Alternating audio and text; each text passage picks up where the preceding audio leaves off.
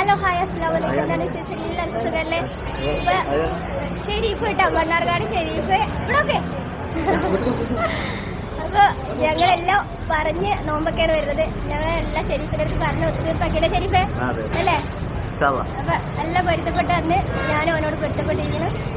അപ്പൊ ഓക്കെ, അങ്ങനെ ഉമ്മി വൈഫൊക്കെ ഇവിടെ ഉണ്ട് കേട്ടോ. അവരുടെ നമ്മൾ വീഡിയോയിൽ കാണിക്കുന്നില്ല, അതുകൊണ്ടാണ്. അപ്പൊ ഓക്കെ. അപ്പൊ ഷെരീഫേ, ഇത്രയേ ഇല്ലും കാര്യമല്ലേ? അപ്പം നീ ഇവള് ചെയ്തതും പറഞ്ഞതൊക്കെ നീ മറന്നുപോയാ? നിന്നെയും നിൻ്റെ വൈഫിന് നിൻ്റെ ഉമ്മാനും പറഞ്ഞ കൂടാണ്ട് നിൻ്റെ 2 പിഞ്ചു മക്കളെ പറഞ്ഞത് നീ മറന്നാ?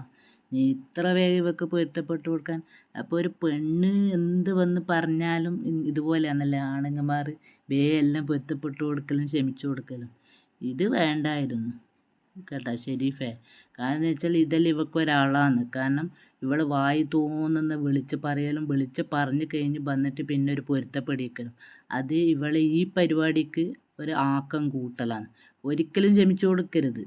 നമ്മളെ പോലത്തെ ആളാണെങ്കിൽ ഒരിക്കലും ക്ഷമിച്ചു കൊടുക്കില്ല. കാരണം അത്രയും വർത്താനം ആ വീഡിയോ ഇന്നും പല റിയാക്ഷൻ വീഡിയോക്കാരുടെ വീഡിയോ ഇത് ചാനലിലുണ്ട്. നീ പറഞ്ഞതായ കാര്യം ഇപ്പം നീ പറഞ്ഞല്ലോ, അവൻ്റെ വൈഫിനും ഉമ്മാനെയും ഞാൻ വീഡിയോയിൽ ഉൾപ്പെടുത്തുന്നില്ല. നീ മുന്നേ ഇതൊന്നല്ലല്ല പറഞ്ഞതിന് ഷാജിദ. ആ നിരപരാധിയായ ആ ഉമ്മാനെയും അവൻ്റെ ഭാര്യയെയും നീ കണ്ടോ അതാ എല്ലാവരും കണ്ടോ എല്ലാ ചങ്ങായിമാരെയും കൊണ്ടുവന്ന് കയറ്റിക്കൊടുക്ക്, കാണിച്ചു കൊടുക്കുന്നല്ലോ. എന്തെല്ലാം നീ പറഞ്ഞടി. നീ ഏടെ നന്നവന്? നിൻ്റെ തലക്കുമിത് എത്ര ആളെ ശാപമുണ്ട്. നീ ജീവിതത്തിൽ നന്നാവണമെങ്കിലല്ല നിൻ്റെ ഉമ്മാരെ പൊരുത്തം അത് നീ വാങ്ങിയേ പറ്റും. അത് നിനക്ക് മരണം വരെ നിൻ്റെ ഉമ്മ തരൂല.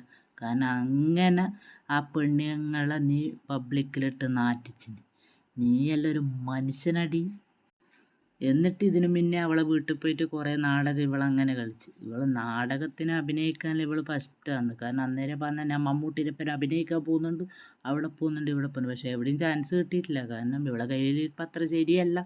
അതുകൊണ്ട് ആരും ഒരു ഡയറക്ടർമാർ ഇവളെ വിളിച്ചിട്ടില്ല സിനിമയിൽ.